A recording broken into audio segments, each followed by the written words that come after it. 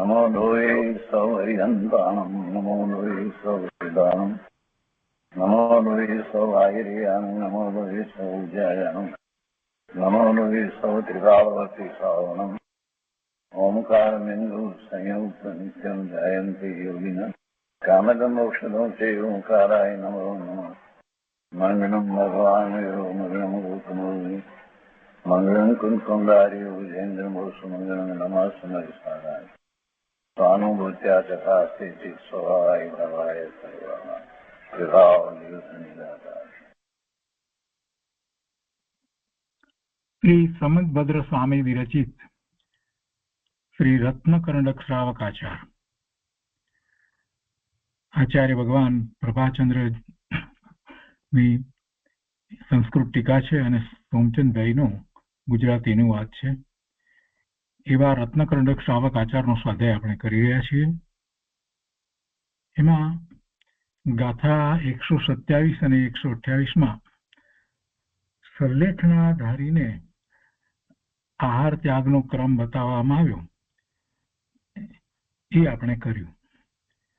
અને એમાં ક્રમ એવો લીધો કે પહેલા કવલ આહાર છે, કોળિયાનો આહાર છે, છોડે છે, પછી દૂધ આદિ સ્નિગ્ધપાન કરે છે, પછી એ પણ ઘટાડી દે છે, અને ફક્ત પછી ગરમ પાણી, અહીંયા ખર પાન લીધું છે એટલે ગરમ એવું પીણું, કાંજી ગરમ જળ એ છેવટે લે છે, અને એ પણ ઓછા કરતા છેવટે એ પણ એનો પણ ત્યાગ કરી દે છે અને ઉપવાસ કરે છે।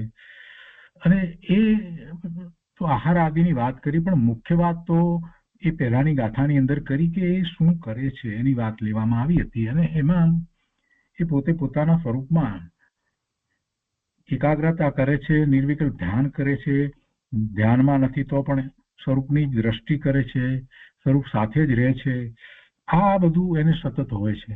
એટલે અહીંયા પણ પાછી એ વાતને લેવામાં આવી કે પંચ નમસ્કાર મંત્રમાં ચિત્ત લગાવતા થકા વ્રત આદિ સર્વ કાર્યોમાં તત્પર રહીને શરીર પણ છોડે છે, એટલે શરીર છૂટી જાય છે, એમ રહી અને છૂટી જાય છે। એ વાત અહીંયા 127 અને 128 ગાથાની અંદર આવી। અને પછી એમાં ભાવાર્થમાં એ વાત કરી કે સલ્લેખના કરતી વખતે અન્ન આહારનો ત્યાગ કરીને ક્રમે ક્રમે દૂધ આદિ સ્નિગ્ધપાન લે, અને પછી દૂધ આદિ સ્નિગ્ધપાનનો પણ ત્યાગ કરી અને કાંજી ગરમ જળ વગેરે લે છે। પણ મૂળ વાત એ છે કે એ ક્યાં રહે છે? આ તો આહારની વાત તો હવે પછીની ગાથાઓમાં આવી, પણ એની પહેલા 126, 125 એ બધામાં જે એ ક્યાં રહે છે એટલે કે એનો ઉપયોગ ક્યાં રહે છે એ મહત્વનું છે। અને પછી એ માટે અહીંયા વિશેષની અંદર કેટલીક વાત કરવામાં આવી કે આ જે રીતે દેહ છૂટે છે તો એનો અર્થ એવો નથી કે એમાં આત્મઘાત છે, આત્મઘાતનો દોષ નથી, કેમ કે આત્મઘાત કરનારો જે છે એ તો એને કંઈક ક્રોધ હોય કે કોઈક રીતે એવું સખત એવું આડ ધ્યાન થયું હોય, એટલે તો કષાયથી ખૂબ ઘેરાયેલો હોય, એને તો તીવ્ર કષાય હોય, અને તીવ્ર કષાય સહિત એ કાંઈક એવું કરે છે કે જેમાં એનો શ્વાસ રૂંધાઈ જાય, કે એ પાણીમાં ડૂબી મરે, કે અગ્નિથી, કે કોઈ ઝેર લઈને, કે કોઈ હથિયારથી, શસ્ત્રથી પોતે એ ઘાત કરે છે। પણ અહીંયા તો એવી કોઈ વાત જ નથી, અહીંયા તો એનાથી તદ્દન વિપરીત વાત છે। અહીંયા તો કષાય જે છે, સામાન્ય જે કષાય જે છે, મુનિને તો સૌંદર્યન કષાય છે, તો એ કષાય તો કેટલા બધા મંદ છે, તો એને પણ કૃશ કરે છે। સલ્લેખનામાં મુખ્ય વાત તો કષાય કૃશ કરવાની છે, શરીર તો કૃશ એના કારણે થાય છે, પણ કષાય કૃશ કરે છે। એટલે સલ્લેખનાની અંદર કોઈ આત્મઘાતનો તો પ્રશ્ન જ ઉપસ્થિત નથી થતો। સલ્લેખનામાં તો એ કષાયને કૃશ કરવા, એનું નામ જ સલ્લેખના છે, એમ કરવા માત્રમાં એ જ વ્યાપારમાં કષાયને કૃશ કરવાના વ્યાપારમાં એ પ્રવર્તમાન પુરુષને રાગાદી ભાવના અભાવમાં કોઈ આત્મઘાતનો પ્રશ્ન ઉપસ્થિત થતો જ નથી, આત્મઘાત નથી। રાગ દેશ પૂર્વક જે શરીર છોડવાનો વિચાર પણ કરે છે તો એમાં આત્મઘાત થાય છે। એ બધી વાતનો વિસ્તાર કર્યો અને આપણે સમજ્યા છીએ। અને પછી એમાં એક મહત્વની વાત એ કરી કે સલ્લેખના પણ અહિંસા છે, સલ્લેખના પણ અહિંસા છે, કેમ કે આ સલ્લેખના અથવા તો સંન્યાસ મરણમાં હિંસાના કારણભૂત જે કસાય, હિંસાના કારણભૂત કસાય, કસાયમાં તો હિંસા રહી છે ને, કસાય છે એટલે તો એને હિંસા થાય છે, સ્વભાવ ભાવની હિંસા થાય છે કસાય ભાવે થતા તો, અને કસાય ભાવે થાય છે તો એ ન કરવાના કેટલાય કાર્યોમાં એ જોડાઈ જાય છે, તેનું કરતા પણ સ્થાપે છે અને અનેક પ્રકારે એને હિંસા થાય છે. એટલે એ કસાય છે એ જ હિંસાનું મૂળ કારણ છે. જ્યારે અહીંયા તો કસાયને ક્ષીણ કરી નાખે છે, નૈવત કરી દે છે. તો એ હિંસાના કારણભૂત, હિંસાના હેતુભૂત કસાયને ક્ષીણતા કરે છે, એનો અર્થ એ થયો કે સલ્લેખનામાં એને અહિંસાની પ્રસિદ્ધિ છે, અહિંસાની પ્રસિદ્ધિ છે. આમ એમાં મોટી અહિંસા છે. અહિંસા પરમો ધર્મ જૈન દર્શનમાં જે આપણે કહીએ છીએ તેમાં સલ્લેખનાની અંદર પણ આ વાત છે અને મુખ્યતા એની છે કેમ કે કસાયો ને ક્ષીણ કરે છે અને કસાયો છે એ જે હિંસાનું મૂળ કારણ છે. ભાવ હિંસા અને દ્રવ્ય હિંસા બંને હિંસા વખતે જીવને શું છે? કસાય છે. ને એ જ કસાય રહિત જો થાય તો પછી દ્રવ્ય હિંસા કે ભાવ હિંસાનો પ્રશ્ન જ ઉપસ્થિત થતો નથી. એટલે અહિંસા છે. આ વાત બહુ મહત્વની છે અને સમજવાની છે. એટલે આપણને જયારે સલ્લેખનાની વાત યાદ આવે તો બે વાતને પહેલા યાદ કરવાની છે કે એ તો કસાયની ક્ષીણતા છે અને બીજી વાત એમાં તો ઉત્કૃષ્ટ પ્રકારની અહિંસાની વાત કહેવામાં આવી છે. અને પછી ત્રીજી વાત તરીકે એ શરીરને જે રીતે ત્યાગે છે એની વાત લેવાય. હવે એના પછી આજે આગળ લઈએ છીએ સમાધિ મરણની આવશ્યકતા. બીજા શાસ્ત્રમાં પણ આ વાત આવી ગઈ છે. અહીંયા બહુ સરસ રીતે વાત લીધી છે. કે છે કે રોગ આદિ થતા યથાશક્તિ ઔષધ કરે, પણ જ્યારે અસાધ્ય રોગ થઈ જાય, કોઈ રીતે ઉપચારથી લાભ ન થાય, ત્યારે આ શરીર દુષ્ટ સમાન સર્વથા ત્યાગ કરવા યોગ્ય કહ્યું છે. આ શરીર જેમ દુષ્ટ જનોનો આપણે ત્યાગ કરીએ છીએ એટલે કે એનાથી આપણે બચીને રહીએ છીએ, એની સાથે કોઈ સંબંધ કરતા નથી, તો એ રીતે આ શરીર ને માટે પણ કહે છે કે હવે એ શરીર જે છે જેમાં અસાધ્ય રોગ થઈ ગયા છે, ઉપચારથી પણ લાભ થાય ને એવું જે છે, તો એ શરીરમાં પીડા થશે.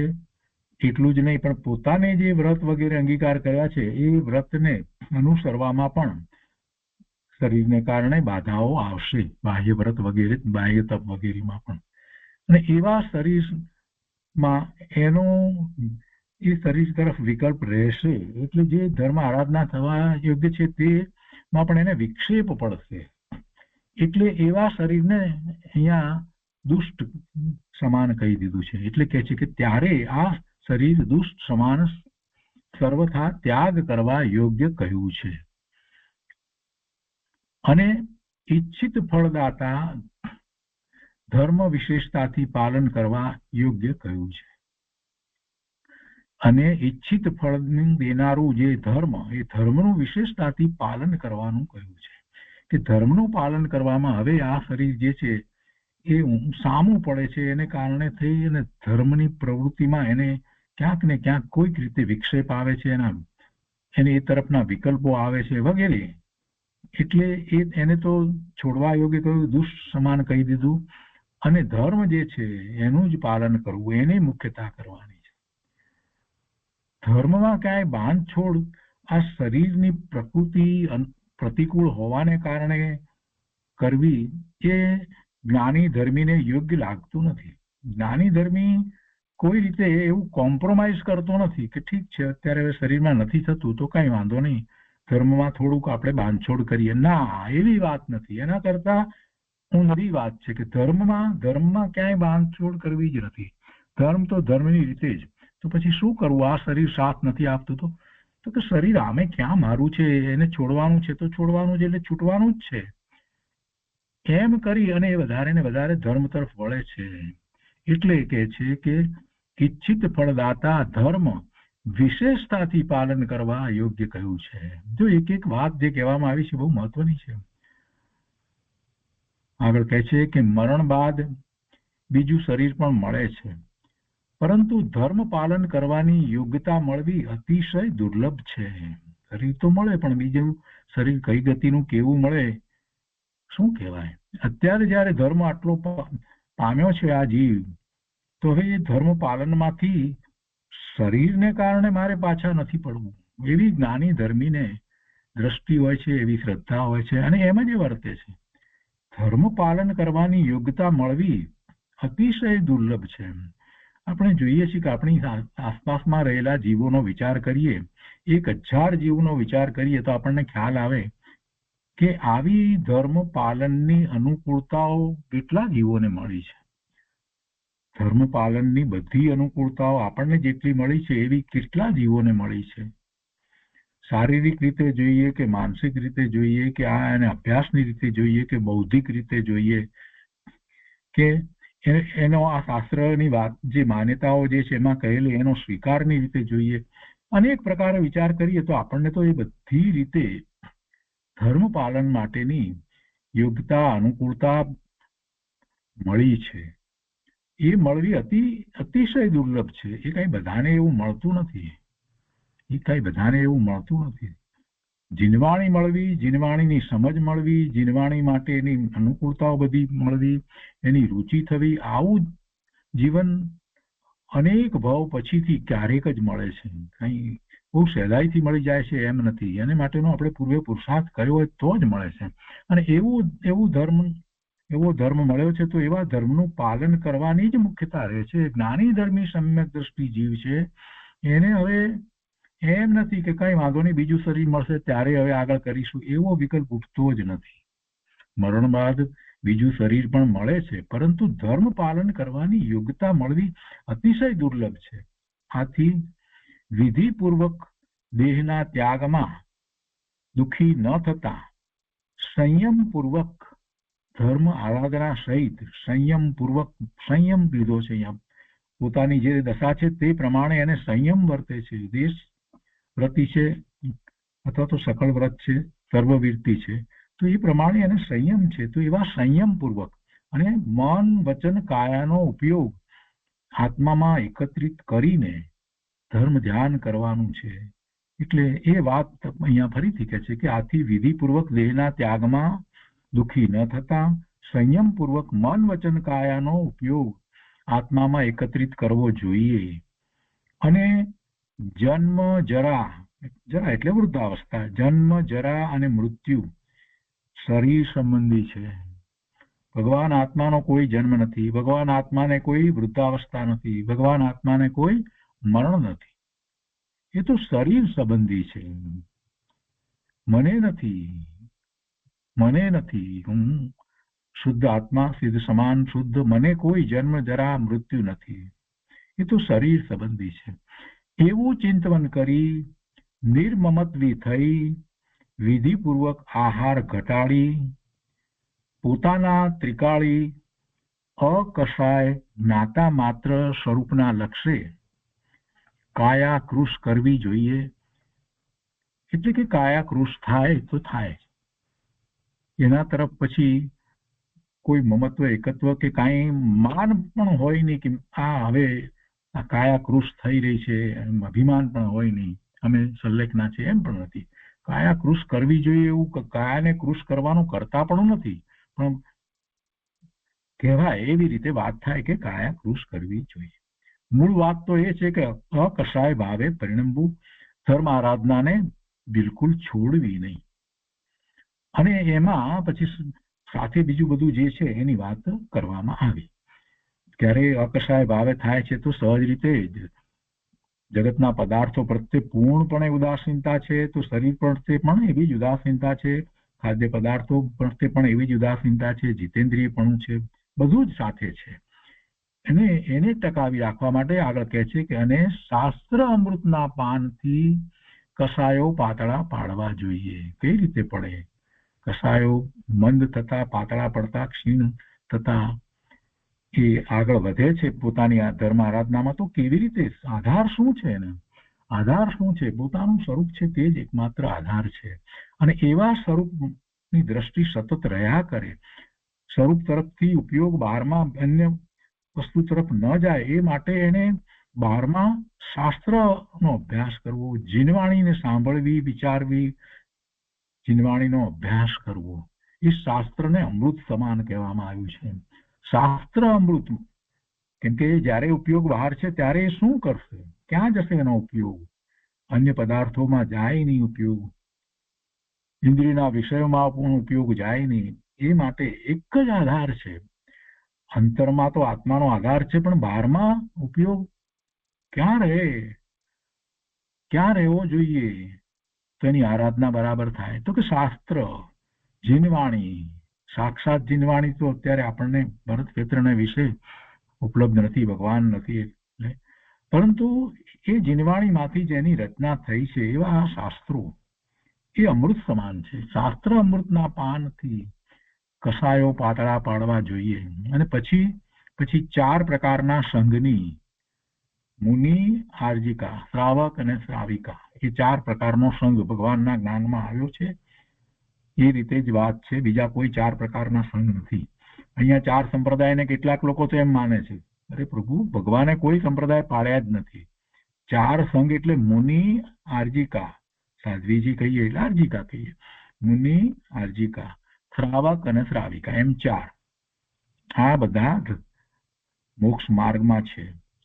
એમના ગુણસ્થાન જે છે તે મુનિના તો 7મું 6ઠું ગુણસ્થાન છે, જ્યારે આ શ્રાવક, શ્રાવિકા અને આર્જિકાજીને તો 5મું ગુણસ્થાન છે. તો કે છે કે 4 પ્રકારના સંઘની સાક્ષી વડે સમાધિ મરણમાં સાવધાન, એટલે ઉદ્યમવંત થવું. આ પણ મહત્વનું છે, કેમ કે નહીતર પોતે પોતાની મતિ કલ્પનાએ કાંઈક ને કાંઈક જુદી રીતે માન્યતા કરી અને પ્રવર્તન કરે ને, એટલા માટે આ વાત લીધી છે. 4 પ્રકારના સંઘની સાક્ષી વડે સમાધિ મરણમાં સાવધાન, ઉદ્યમવંત થવું.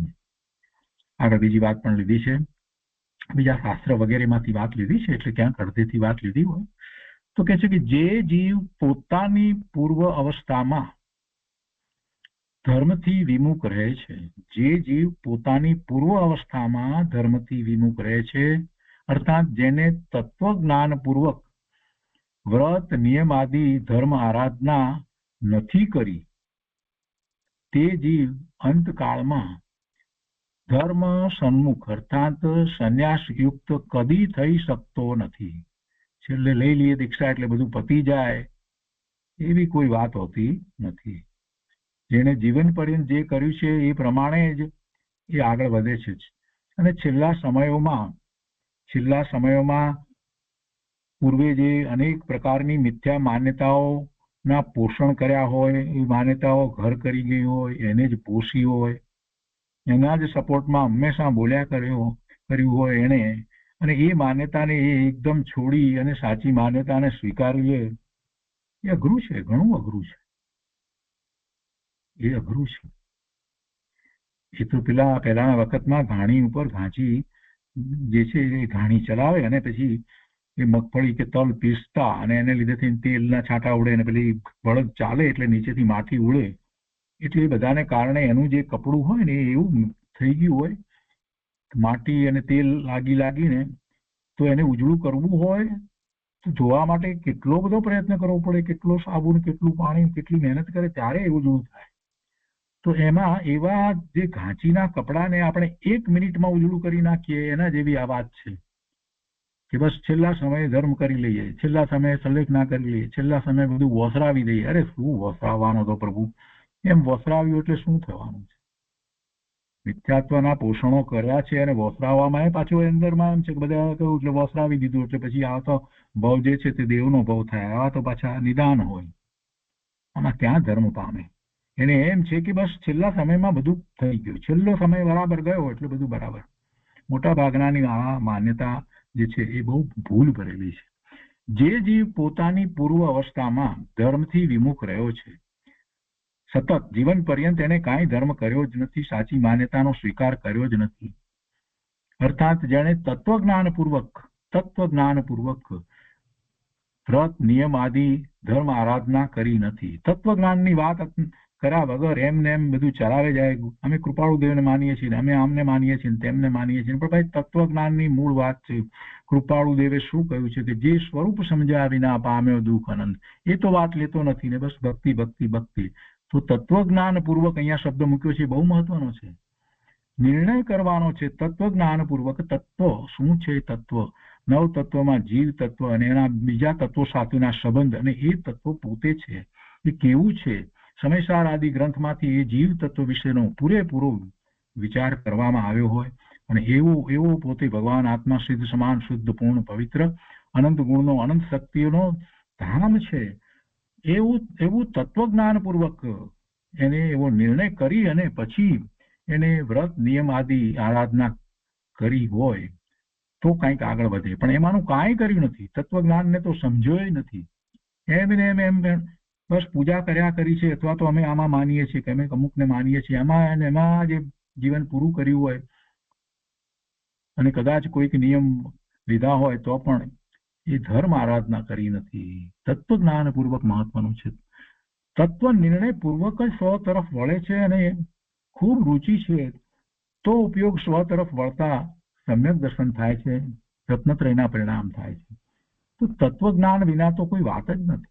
તત્વજ્ઞાન એ કોઈ વાતો કરવા માટેની વાત નથી, માત્ર બોલવાની વાત નથી. એનો સ્વીકાર ને પોતાની ઉપર ઉતારવું જોઈએ. એ સ્વીકાર થવો જોઈએ કે આ તત્વ જીવ તત્વ, આવું જીવ તત્વ તે હું છું. અહીંયા કહે છે કે જે જીવ પોતાની પૂર્વ અવસ્થામાં ધર્મથી વિમુખ રહે છે, અર્થાત ધર્મથી વિમુખ રહેવાનો અર્થ આ કર્યો છે કે તત્વજ્ઞાન પૂર્વક વ્રત નિયમ આદિ ધર્મ આરાધના નથી કરી. ધર્મ આરાધના બીજી રીતે ગમે તે રીતે કરી હોય, પણ જે સમ્યક પ્રકારે ધર્મ આરાધના હોય એમાં તો એ તત્વજ્ઞાન પૂર્વક પોતાના સ્વરૂપનો નિર્ણય કરી અને ધર્મ આરાધના કરે છે. તેવી ધર્મ આરાધના જેને કરી નથી તે જીવ અંતકાળમાં ધર્મ સન્મુખ અર્થાત સંન્યાસયુક્ત કદી થઈ શકતો નથી. એકદમ કાંઈ એના પરિણામ ફરી જાય એમ બનતું નથી. કેમ કે ચંદ્રપ્રભ ચરિત્ર પ્રથમ સર્ગમાં કહ્યું છે કે ચંદ્રપ્રભુ ભગવાનનું ચરિત્ર એ તો એના પ્રથમ સર્ગની અંદર કહ્યું છે, એનો શ્લોક લીધો છે અહીંયા, કે છે કે ચિરંતન અભ્યાસ નિબંધને રીતા ગુણેશુ દોષેશુ ચ જાયતે મતિ. અર્થાત ચિરકાળના અભ્યાસથી પ્રેરિત બુદ્ધિ ગુણોમાં યા દોષોમાં ઉત્પન્ન થાય છે. ચિરકાળના અભ્યાસથી પ્રેરિત બુદ્ધિ ગુણોમાં અથવા દોષોમાં ઉત્પન્ન થાય છે. લાંબા સમયનો અભ્યાસ કરવાથી જે થયેલી એની બુદ્ધિ જે છે એ ગુણોમાં અથવા તો દોષોમાં ઉત્પન્ન થાય છે. કેવો અભ્યાસ કરે છે? ચિરકાળ સુધી આખું જીવન જેને ધર્મનો જ અભ્યાસ ને એની જ માન્યતા, એનો સ્વીકાર, એને સમજવાનો પ્રયત્ન કર્યો છે, એવો અભ્યાસ કર્યો છે, એવી એ બુદ્ધિપૂર્વક એને આત્માના ગુણોનો વિચાર થાય છે તો બરાબર છે. પણ એના બદલે બીજા પ્રકારના એના અભ્યાસ, બહારના બધા અભ્યાસ રહ્યા હોય તો પછી એની બુદ્ધિ એ દોષ ને ગ્રહણ કરવા વાળી જ થવાની છે. એને ધર્મ તરફ જે છે બધી જે વાત જે છે એને એ કલ્પિત લાગે છે. એને 24 તીર્થંકર ભગવાનની વાત જે કંઈ કરીએ એ બધું જ એને કલ્પિત લાગે છે. એની બુદ્ધિ દોષોમાં જ ઉત્પન્ન થાય છે. માટે સમાધિ મરણ તે જ ધારણ કરી શકે છે કે જે પ્રથમ અવસ્થાથી જ ધર્મની આરાધનામાં, એના અભ્યાસમાં બરાબર સાવધાન રહેલો હોય, બીજો કરી શકતો જ નથી. બહુ સરસ વાત છે. આ બધી વાત હૃદયમાં ઉતારવા જેવી છે, સ્વીકારવા જેવી છે, અને વારંવાર એના સંબંધી વિચાર કરી અને પોતે ક્યાં ઉભો છે, આ જીવ, હું ભગવાન આત્મા ક્યાં ઉભો છે, એનો વિચાર કરવા જેવો છે. આગળ કહે છે કે સમાધિ મરણ વખતે આરાધકને અહીં નીચે પ્રમાણે ઉપદેશ આપી તેને આત્મ સન્મુખ કરી સ્વરૂપમાં સ્થિર કરવા પ્રયત્ન કરવો. હવે આ એક બીજી વાત વધારે લીધી છે કે સમાધિ મરણ જે કરે છે એને શું જરૂર પડે? કોઈને પ્રશ્ન થાય. પણ સમાધિ મરણ જે કરે છે એને આ જે ભૂખ અને તૃષા જે છે, તો એમાં પણ પછી તૃષા જ્યારે એટલી બધી હોય છે કે જેનું એ સહન નથી થઈ શકતું, ત્યારે એને કોઈ પાપના વિકલ્પ આવે એવું નથી થતું, પણ એનું મન જે છે જે થોડુંક કંઈક વિચલિત થઈ જાય, પીડાને કારણે કંઈક વિચલિત થઈ જાય છે તો એને ધર્મ સંભળાવવો એ જરૂરી હોય છે. એટલે એવા મુનિને માટે પણ એમ કહેવાય છે કે જેમને સંસારો કર્યો છે એમની આસપાસમાં રહેલા જે બીજા મુનિઓ છે એને એ રીતે ધર્મમાં રાખે છે. એ પ્રમાણે એવા જ નિમિત્તો એમને હોય છે. કહેવાનો આશય તો એ છે. તો કહે છે કે સમાધિ મરણ વખતે આરાધકને જે સમાધિ મરણ કરી રહ્યા છે એવા સલ્લેખના ધારીને જેને સંસારો કર્યો છે એમને અહીંયા એક ઉદાહરણ તરીકે જે વાત લીધી છે એ રીતે નીચે પ્રમાણે ઉપદેશ આપી તેને આત્મસન્મુખ કરી સ્વરૂપમાં સ્થિર કરવા પ્રયત્ન કરવો. એ આત્મસન્મુખ રહે, સ્વરૂપમાં સ્થિર રહે, એવું જ એની આસપાસમાં એ ધર્મ આરાધનાનું વાતાવરણ રહે, જળવાઈ રહે અને એવો ઉપદેશ વગેરે એ જ પ્રમાણે એને કરવામાં આવે. ઉપદેશ તો જે પોતાથી મોટા છે એ કરી શકે, પણ જે પોતા નથી ને પોતાની સમકક્ષ છે એને યાદ કરાવી શકે. એને યાદ કરાવી શકે. અહીંયા કહે છે કેવી રીતે ઉપદેશ આપવો એની વાત કરે છે, અથવા તો કેવી રીતે એને ધર્મ આરાધનામાં પ્રવૃત્ત રાખવો એને માટે કહે છે કે એને કહે છે કે હે જીતેન્દ્રિય. જો પહેલા તો એ સમાધિ મરણ કરનારને સંબોધે છે તો એમ કહે છે કે તમે તો પ્રભુ જીતેન્દ્રિય છો.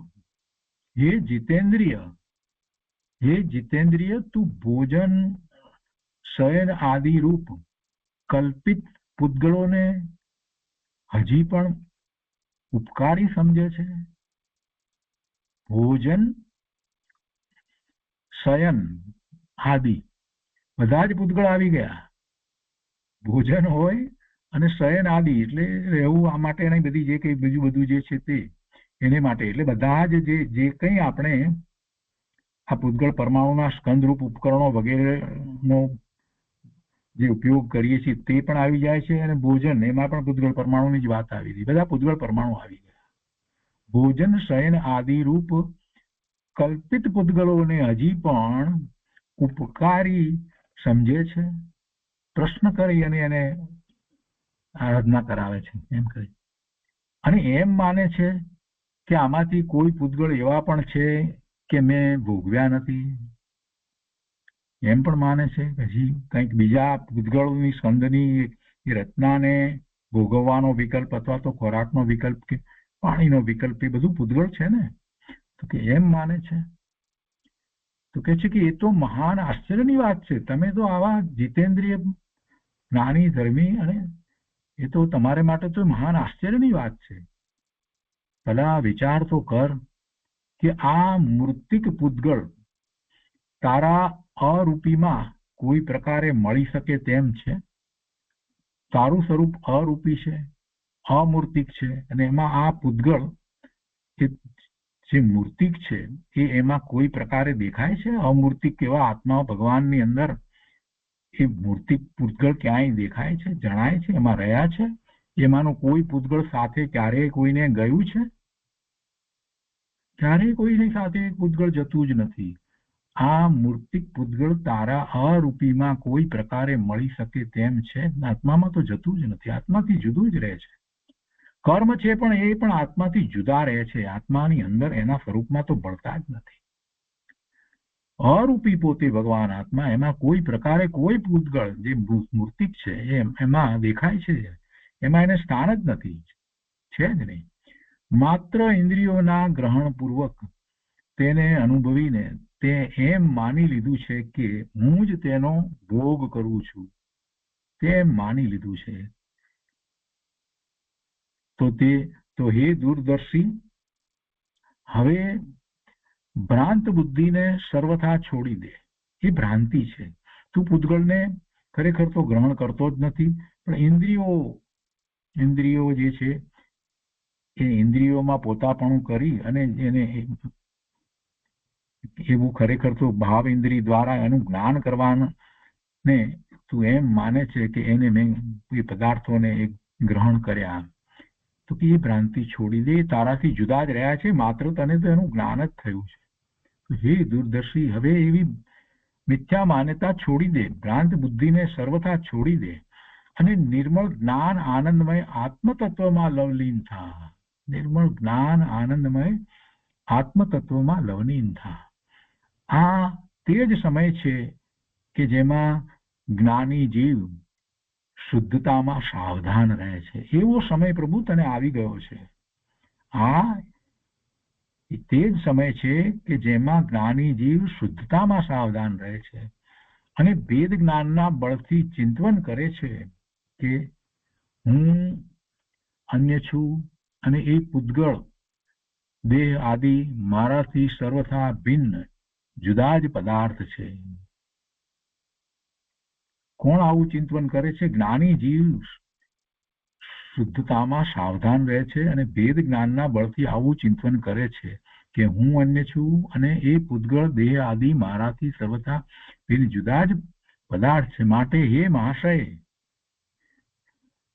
જેને આ આરાધના કરી છે ને સંતારાની, તેને કહે છે કે માટે હે મહાશય, તમે પણ એવું જ ચિંતન કરો. કહેવાનો આશય એ છે આખો કે માટે હે મહાશય, પરદ્રવ્યોથી મોહ તુરત જ છોડ અને પોતાના આત્મામાં નિશ્ચલ સ્થિર રહેવાનો પ્રયત્ન કર. જો કોઈ પૂતગળમાં આસક્ત રહીને મરણ પામીશ, સંસારો જે કરે છે એને કહે છે કે જો કોઈ પૂતગળમાં સહેજ પણ આસક્તિ રહી જાય, એમ આસક્ત રહીને મરણ પામીશ તો યાદ રાખજે કે હલકા તુચ્છ જંતુ થઈ તારે આ પૂતગળોનું ભક્ષણ વારંવાર કરવું પડશે. આ ભોજનથી તું શરીરનો ઉપકાર કરવા ચાહે છે તે કોઈ રીતે પણ યોગ્ય નથી. પેલું ખૂબ તૃષા છે ને, ભૂખનું દરદ તો કદાચ સહન થતું, પણ પછી તૃષા પણ સાથે જયારે ભેળે છે તો બે પીડા એક સાથે, ક્ષુધા અને તૃષાની પીડા જયારે થઈ હોય ત્યારે સહેજ મામૂલી કંઈક વિકલ્પ એવો આવી જાય, કંઈક લેવાનો, ખાદ્ય નહીં તો પાણીનો પણ એવો વિકલ્પ આવી જાય, તો એ વખતે એને આ રીતે સમજાવે છે કે આનો જે તું વિચાર કરે છે આ પૂતગળનું, તો પછી તું એ પૂતગળમાં આસક્ત રહી અને મરણ પામીશ તો યાદ રાખજે કે હલકા તુચ્છ જંતુ થઈ તારે આ પૂતગળોનું ભક્ષણ વારંવાર કરવું પડશે. આ ભોજનથી તું શરીરનો ઉપકાર કરવા ચાહે છે તે કોઈ રીતે પણ યોગ્ય નથી. કેમ કે શરીર એવું કૃતજ્ઞ છે, એ કૃતજ્ઞ નથી, કૃતજ્ઞ છે. શરીર એવું કૃતજ્ઞ છે કે તે કોઈના કરેલા ઉપકારને માને નહીં. શરીર કૃતજ્ઞ છે. ગુરુદેવે તો આ વાત વારંવાર કરી છે. ગુરુદેવ તો એમ કહેતા હતા કે આ એક સંચો એવો છે, યંત્ર, મશીન, સંચો, એને ગુજરાતીમાં સંચો કહેતા. ગુરુદેવ કહે છે કે આ એક સંચો એવો છે કે એમાં સારી વસ્તુ નાખો અને પછી બહાર જે નીકળે ત્યારે મળ નીકળે. બીજા બધા સંચા, બધા મશીનો જે છે એની અંદર આપણે જે નાખીએ એમાં પછી બહાર જે નીકળે એ ફાઇન પ્રોડક્ટ નીકળે, કંઈક સારું થઈને નીકળે. જ્યારે આ એક સંચો એવો છે શરીર કે એમાં જે કંઈ નાખવામાં આવે સારામાં સારું ઉપરથી નાખવામાં આવે, પણ એ બધું નીકળે કેવી રીતે? આ વાત ગુરુદેવે ઘણી વાર કરી છે. બીજા મશીનોની સાથે આપણે જયારે સરખાવીએ તો આપણને ખ્યાલ આવે કે વાત તો એમ જ છે. શરીર એવું કૃતજ્ઞ છે કે તે કોઈના કરેલા ઉપકારને માને નહીં. માટે ભોજનની ઈચ્છા છોડી કેવળ આત્મહિતમાં ચિત્ત જોડવું તે જ બુદ્ધિમત્તા છે. આ રીતે એને સમજાવે છે. બીજા એની સાથે રહેલા જે છે તે બધા એને મુનિ હોય તો એને સમજાવે છે. સમ્યક દ્રષ્ટિ છે તો એને પણ એ રીતે સમજાવે છે. દેશ પ્રતિને પણ એ રીતે સમજાવવામાં આવે છે. એને એમાં ધર્મ આરાધનામાં જોડી રાખવા માટે, એ વિચલિત ન થાય, એને મનમાં કોઈ વિકલ્પ ન ઉઠે એ માટે આ બધું કરવામાં આવે છે. વળી પણ આગળ કહે છે કે હે આરાધક, શ્રુત સ્કંદનું એગો મેં શાસદો આદા, હું એક શાશ્વત આત્મા છું. એગો મેં શાશ્વતો આદા એટલે આત્મા. એટલે કહે છે કે હે આરાધક, શ્રુત સ્કંદનું આ વાક્ય, હું એક શાશ્વત આત્મા છું ઇત્યાદિ વાક્ય, નમો અરિહંતાણમ ઇત્યાદિ પદ અને અર્હન ઇત્યાદિ અક્ષર, એમાંથી જે તને રુચિકર લાગે તેનો આશ્રય કરી અને તારા ચિત્તને તન્મય કર. એમાં ચિત્તને તન્મય કર, એના વાચ્યમાં ચિત્તને તન્મય કરો. હે આર્ય, હું એક શાશ્વત આત્મા છું એ શ્રુત જ્ઞાનથી પોતાના આત્માનો નિશ્ચય કર. હું એક શાશ્વત આત્મા છું એ શ્રુત જ્ઞાનથી પોતાના આત્માનો નિશ્ચય કર. સમસ્ત ચિંતાઓથી પૃથક થઈને પ્રાણ વિસર્જન કર અને જો તારું મન ક્ષુધા પરિસરથી અથવા કોઈ ઉપસર્ગથી વિક્ષિપ્ત વ્યગ્ર થઈ ગયું હોય તો નરક આદિ વેદનાઓનું સ્મરણ કરીને જ્યારે તને એમ લાગે કે કોઈક એવી ચિંતાઓ લાગતી હોય કે છે કે સમસ્ત ચિંતાઓથી પૃથક થઈને પ્રાણ વિસર્જન કર અને એમાં કહે છે કે જો તને તારું મન ક્ષુધા પરિસરથી અથવા કોઈ ઉપસર્ગથી વ્યગ્ર થઈ ગયું હોય, વિક્ષિપ્ત થઈ ગયું હોય તો શું વિચાર કર? નરક આદિની વેદનાનો વિચાર કર. એમાં કેટલું બધું દુઃખ છે, તો આ તો એની આગળ કાંઈ દુઃખ નથી એમ કહેવાનો આશય એવો છે. જો એવા ઉપસર્ગથી કે કોઈ ક્ષુધાના પરિસરથી તને તારું મન કોઈક રીતે વ્યગ્ર થઈ ગયું હોય, વિક્ષિપ્ત થઈ ગયું હોય તો નરક આદિ વેદનાઓનું સ્મરણ કરીને જ્ઞાન અમૃત રૂપ સરોવરમાં પ્રવેશ કર. કેમ કે અજ્ઞાની જીવ શરીરમાં આત્મબુદ્ધિ અર્થાત હું દુઃખી છું, હું સુખી છું એવા સંકલ્પ કરી અને દુઃખી થયા કરે છે અજ્ઞાની જીવ. પરંતુ ભેદ જ્ઞાની જીવ આત્મા અને દેહને ભિન્ન ભિન્ન માનીને દેહને કારણે સુખી દુઃખી થતો નથી. જ્ઞાની ધર્મી જીવ દેહને કારણે સુખી દુઃખી થતો નથી, પણ વિચારે છે કે મને મરણ જ નથી તો પછી ભય કોનો? જ્ઞાની ધર્મીને મરણનો ભય નથી હોતો. શંકા હોય એને ભય હોય. 7 પ્રકારના ભય હોય. સમ્યક દર્શન થાય છે ત્યારે એના 8 અંગ પ્રગટ થાય છે. એમાં નિશંકતિ અંગ, શંકા રહિતપણું એવું અંગ પ્રગટ થાય છે. એટલે કોઈ શંકા સમ્યક દ્રષ્ટિને શ્રદ્ધા અપેક્ષાએ તો છે જ નહીં. તો શંકા નથી તો પછી ભય પણ નથી. એટલે મને મરણ જ નથી તો પછી ભય કોનો? મને રોગ નથી પછી વેદના કેવી? હું બાળક, તરુણ અથવા વૃદ્ધ નથી તો પછી મનોવેદના કેવી? હે મહાભાગ્ય, આ જરાક જેટલા શારીરિક દુઃખથી કાયર થઈને પ્રતિજ્ઞાથી જરા પણ ચ્યુત ન થઈશ. હે મહાભાગ્ય, તું મહાભાગ્યશાળી છો. આ તે સલ્લેખના અંગીકાર કર્યું છે. તો હવે આ જરાક જેટલા શારીરિક દુઃખથી કાયર થઈ અને પ્રતિજ્ઞાથી જરા પણ ચ્યુત ન થતો પ્રભુ. શું તું ધીર વીર પાંડવોનું ચરિત્ર ભૂલી ગયો છે? જો પછી આવી પણ વાત હોય પાછી સાથે, કેટલી સરસ રીતે વાત મૂકી છે. ધીર વીર પાંડવોનું ચરિત્ર ભૂલી ગયો છે, જેમને લોઢાના ઘરેણા અગ્નિથી તપાવીને શત્રુઓએ પહેરાવ્યા હતા તો પણ તેઓ તપસ્યાથી કિંચિત પણ ચ્યુત ન થતા આત્મ ધ્યાનથી મોક્ષ પામ્યા. 5 પાંડવમાંથી 3 તો એ મોક્ષે ગયા. સુકોમળ કુમારનું શરીર, બીજું પણ ઉદાહરણ લે છે, કહે છે કે સુકોમળ કુમારનું શરીર શિયાળે 3 દિવસ સુધી ભક્ષણ કર્યા છતાં કિંચિત પણ તેઓ માર્ગચ્યુત ન થયા. તેનું તને શું સ્મરણ નથી? એનું સ્મરણ કર. એમના દુઃખનો વિચાર કર. તો પછી આ શું છે? એની આગળ મારું તો કાંઈ દુઃખ જ નથી. આ તો કોઈ દુઃખ છે જ નહીં. જેનાથી હું જુદો છું એનું વળી દુઃખ કેવું? તેમનું અનુકરણ કરી જીવન ધન આદિમાં નિર્વાંચક થઈ, જીવનમાં આ વર્તમાન જીવન છે એમાં અને ધન વગેરે જે કંઈ છે બધામાં નિર્વાંચક થઈ, એની કોઈ ઈચ્છા કર્યા વિના અંતર અને બાહ્ય પરિસરના ત્યાગપૂર્વક સામ્ય ભાવથી નિરુપાધિમાં સ્થિર થઈ આનંદ અમૃતનું પાન કર વગેરે આ બધું કહેવામાં આવે છે.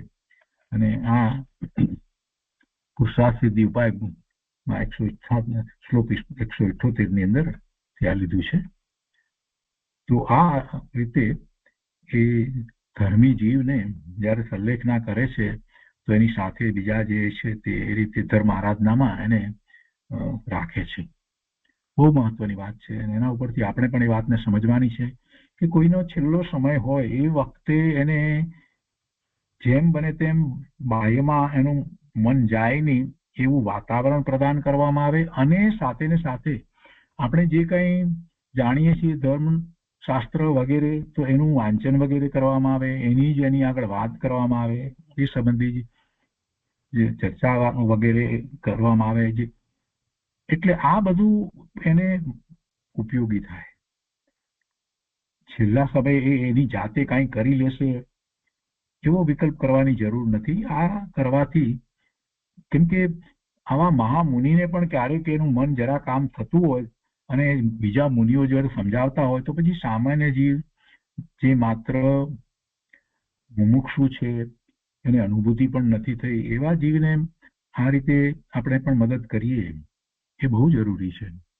એની જેવી યોગ્યતા છે, એને જીવન પર્યંત જે રીતે ધર્મ આરાધના કરી છે એને સમજી અને એમાં રાખીએ તો એની નિષ્ઠા એ વખતે સારી રહે અને ધર્મમય પરિણામ એના થાય. તો આ જે વાત હતી એના ઉપરથી આપણે તો બોધપાઠ લેવાનો છે. એના ઉપરથી આપણે આવો બોધપાઠ લેવાનો છે. છેલ્લે સુધી કેટલાય લોકો વર્તમાનની અંદર ખબર છે કે હવે કાંઈ રહેવાનું નથી, છતાં પણ એ પછી હોસ્પિટલમાં જ છે.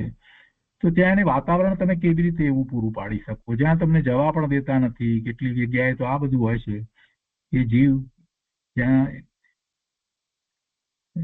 એવી રીતે એને રાખવામાં આવ્યો કે બીજા લોકોને પ્રવેશ પણ ન હોય, તો ત્યાં તમે ધર્મ તો એને શું સંભળાવવાના હતા અને એને છેલ્લા સમયે એને કેવી રીતે ધર્મ યાદ આવે. એટલે એને એવા ભગવાનનું ચિત્ર બતાવીએ, એને શાસ્ત્રની કોઈક વાત યાદ કરાવીએ, એને જીવન પર્યંતમાં એની સાથે આપણે રહ્યા હોઈએ તો એ વાત એને સ્મૃતિમાં લાવવાનો પ્રયત્ન કરીએ કે હો તમે તો આવું કરતા હતા, આ ધર્મ આ તે, તો એ ધર્મની વાતમાં આવે. આ મહત્વનું છે.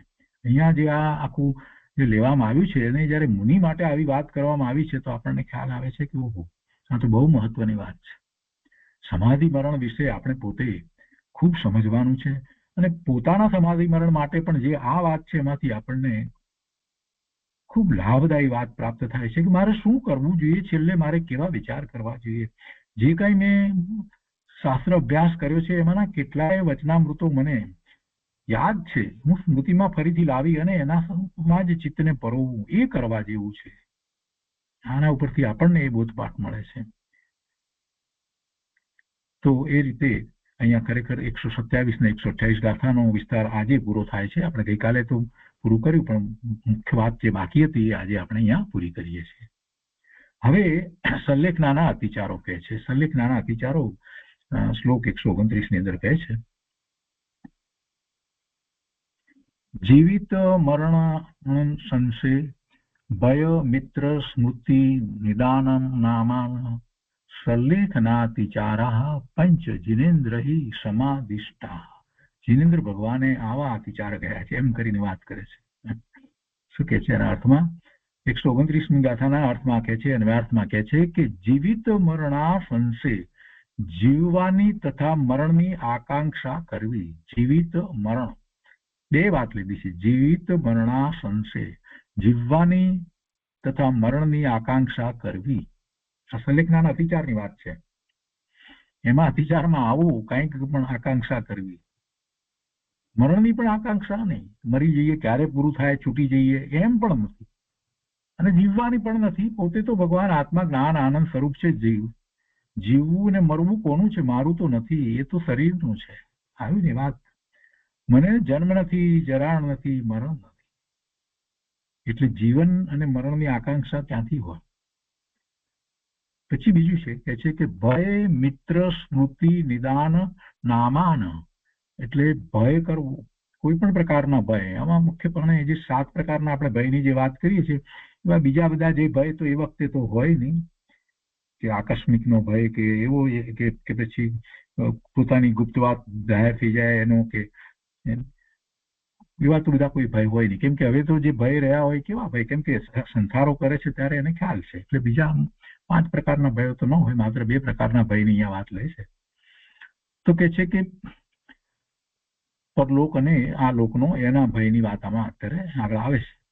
એ 2 ભયની વાત લીધી છે. તો કે છે કે એવો ભય કરવો, એવો ભય ન હોવો જોઈએ. એ ભય કરવો એ અતિચાર છે. મિત્રોને યાદ કરવા, મિત્રોને યાદ કરવા, સ્નેહીજનોને યાદ કરવા. અમુક વ્યક્તિ આ વખતે આવી જાય તો અમુક અહીંયા હોત તો સારું, દૂર રહેલા ને એને બોલાવી લેવાનો વિકલ્પ આવવો, આ બધા ના, એવું બધું નથી. કોઈ કોઈનો મિત્ર નથી, કોઈ કોઈનો શત્રુ નથી. બધા ભગવાન આત્મા છે. પોતપોતાના કારણે એમને સંયોગ થાય છે, મળવાનું થાય છે અને છૂટા પડવાનું થાય છે. અને જે સંબંધ જે છે, બે જીવો વચ્ચેના સંબંધ જે છે એ તો અશાશ્વત સંબંધ છે. આજે જે પુત્ર છે, પુત્રી છે, ભાઈ છે, માતા છે, પિતા છે, એની સાથે આજે જે સંબંધ છે એ સંબંધ આગલા ભાવમાં હતો નહીં, એની આગલા ભાવમાં હતો, એ વખતે કોઈ બીજો સંબંધ હતો. એના એ જીવ સાથેનો સંબંધ તો જુદો હતો. તો એમાં મિત્રતા ક્યાં રહી? કોઈ મિત્ર નથી, કોઈ શત્રુ નથી. બધા ભગવાન આત્મા છે. બસ એક જ વાત છે, કોઈ સંબંધ જ નથી. આ સંબંધને કારણે યાદ કરે છે, આને બોલાવો, આને બોલાવો, આમ કરું, તેમ કરું. અથવા તો એ આવે તો સારું, અંદરમાં એવો વિકલ્પ ઉઠે કે આ વખતે મારા છેલ્લા સમયે અમુક વ્યક્તિ આવી ગઈ હોત તો સારું હતું એમ. ના, એવો પણ વિકલ્પ ના ઉઠવો જોઈએ. અહીંયા તો એ કે છે જીવવાની તથા મરણની આકાંક્ષા કરવી એ અતિચાર કયો. ભય કરવો એ પણ અતિચાર છે. મિત્રોને યાદ કરવા અને આગામી ભવમાં ભોગોની ઈચ્છા કરવી, એ પાંચ એ પંચ સલ્લેખનાતિચારા, એ સલ્લેખનાના અતિચારો છે. એમ જિનેન્દ્ર સમાધિષ્ઠા, એમ જિનેન્દ્ર ભગવાન દ્વારા કહેવામાં આવ્યું છે. જીવવાની તથા મરણની આકાંક્ષા કરવી, ભય કરવો, મિત્રને યાદ કરવા અને આગામી ભવમાં ભોગોની ઈચ્છા કરવી, એ મને પ્રાપ્ત થાય એવી ઈચ્છા કરવી, એવા નિદાન. તો એ પાંચ સલ્લેખનાના અતિચારો છે, એમ જિનેન્દ્ર ભગવાને કહ્યું છે. ટીકામાં કહે છે કે જીવિત મરણાસંશે, જીવન અને મરણની આકાંક્ષા, ભય મિત્ર સ્મૃતિ, ભયમ આલોક તથા પરલોકનો ભય. 7 પ્રકારના ભયમાંથી મુખ્ય હવે છેલ્લે કદાચ આ 2 ભય હોઈ શકે, આ લોકનો ભય તથા પરલોકનો ભય. હવે શું થશે મારું, કેવી રીતે થશે એમ સલ્લેખના તો કરી, અને પરલોકમાં પછી શું થશે એમ, એવો ભય. ક્ષુધા તૃષાની પીડા આદિ સંબંધી આ લોકનો ભય. ક્ષુધા તૃષાની પીડા આદિ સંબંધી આ લોકનો ભય. આ લોકમાં હવે કે પછી મને તૃષા થશે, વધારે આમ થશે, તેમ થશે, વધારે તકલીફ થશે, રોગ થયો છે તો વધારે પીડા થશે, એ બધા સંબંધી એવો ભય. ક્ષુધા તૃષાની પીડા આદિ સંબંધી આ લોકનો ભય, આ લોક. અને આવા દુર્ધર અનુષ્ઠાનથી, તપશ્ચરણથી પરલોકમાં વિશિષ્ટ ફળ મળશે કે નહીં, તે પરલોકનો ભય. આવું અનુષ્ઠાન કર્યું તો પછી પરલોકમાં એનો લાભ મળશે કે નહીં, શું થશે, કેટલો મળશે, ક્યાં, એનો ભય. મળશે કે નહીં એનો ભય. અને પછી કહે છે કે મિત્ર સ્મૃતિ, બાલ્ય આદિ અવસ્થામાં જે મિત્રો સાથે ક્રીડા કરી હતી તેનું સ્મરણ કરવું, અથવા તો એમને બોલાવવા હોય વગેરે. નિદાનમ, ભાવિ ભોગો આદિની આકાંક્ષા, તે નામના સલ્લેખનાના 5 અતિચારો છે. એમ જિનેન્દ્ર સમાધિષ્ઠા તીર્થંકર ભગવાને કહ્યું છે. આગમમાં એનું પ્રતિપાદન કરવામાં આવ્યું છે. ભગવાનની વાણીનું પ્રતિપાદન આગમમાં હોય છે ને, તો ત્યાંથી આ વાત થઈ છે. તો ભાવાર્થમાં હવે એ અતિચારોને કહે છે સલ્લેખનાના 5 અતિચારો. અને એ તત્વ સૂત્રમાં પણ 7મા અધ્યાયના 37મા સૂત્ર તરીકે એ 5 એક સાથે લીધા છે. અહીંયા કે છે પહેલું, જીવિતા સંસાર સલ્લેખના ધારણ કરી અને જીવવાની ઈચ્છા કરવી. મરણ સંસાર રોગ આદિના ઉપદ્રવોથી ગભરાઈ જઈ મરણની ઈચ્છા કરવી. ભય આ લોક અને પરલોકનો ભય. હવે એના સંબંધી એક સ્પષ્ટતા કરવામાં આવી છે, ત્યાં ફૂટનોટની અંદર બહુ સુંદર સ્પષ્ટતા છે કે આ ભય અતિચારને બદલે તત્વાર્થ સૂત્રની અંદર તથા પુરુષાર્થ સિદ્ધિ ઉપાયમાં સુખાનુબંધ, એટલે કે પૂર્વકાળમાં ભોગવેલા ભોગોને યાદ કરવા, એ નામનો અતિચાર આપ્યો છે ત્યાં. કેમ કે કેટલીક વખતે એવા મહામુનિ, એવા જ્ઞાની ધર્માત્માને કેટલાય વખત સુધી એ ચારિત્ર્યની દશામાં રહ્યા હોય અને એ 3 કષાયની ચોકડીનો અભાવ કર્યો હોય, એને ભય હોતા જ નથી. તો એમને શું હોય કદાચ, તો કોઈક પૂર્વકાળમાં ભોગવેલા ભોગ એમને યાદ આવે. તો એ રીતે વાત લીધે તો એવા સમ્યક દ્રષ્ટિ પાંચમા ગુણસ્થાન વાળાને કદાચ એ યાદ આવે. એટલે એ તત્વસૂત્રમાં અને પુરુષાર્થ સિદ્ધિ ઉપાયમાં એ ભય અતિચારના સ્થાને આ અતિચાર લેવામાં આવ્યો છે. પૂર્વકાળમાં ભોગવેલા ભોગને યાદ કરવા, એ યાદ આવી જાય તો એ લેવામાં આવ્યું છે. ભય આ લોક અને પરલોકનો ભય અહીંયા એ રીતે લીધું છે. ચોથું છે મિત્ર સ્મૃતિ, મિત્ર અનુરાગ, મિત્ર આદિની પ્રીતિનું સ્મરણ કરવું. અને પાંચમું છે નિદાન, આગામી ભવમાં શારીરિક વિષય ભોગોની ઈચ્છા કરવી, કે એવું બધું મળે, એવા સુખ મળે, એવી ગતિ થાય વગેરે. તો એવા 5 અતિચાર છે. તો આ પ્રકારના અતિચારો વિના, આ પ્રકારના અતિચારો રહિત સલેખના કરનારને કેવું ફળ પ્રાપ્ત થાય છે તે હવે આગળ 130મા શ્લોકમાં કહે છે. અતિચાર રહિત સલ્લેખના કરનારને કેવું ફળ પ્રાપ્ત થાય છે તે વાત હવે આગળ શ્લોક 130માં કહે છે. તો 130મો શ્લોક આપણે આવતા સ્વાધ્યાયમાં લઈશું. આજનો સ્વાધ્યાય અહીંયા સુધી રાખીએ છીએ.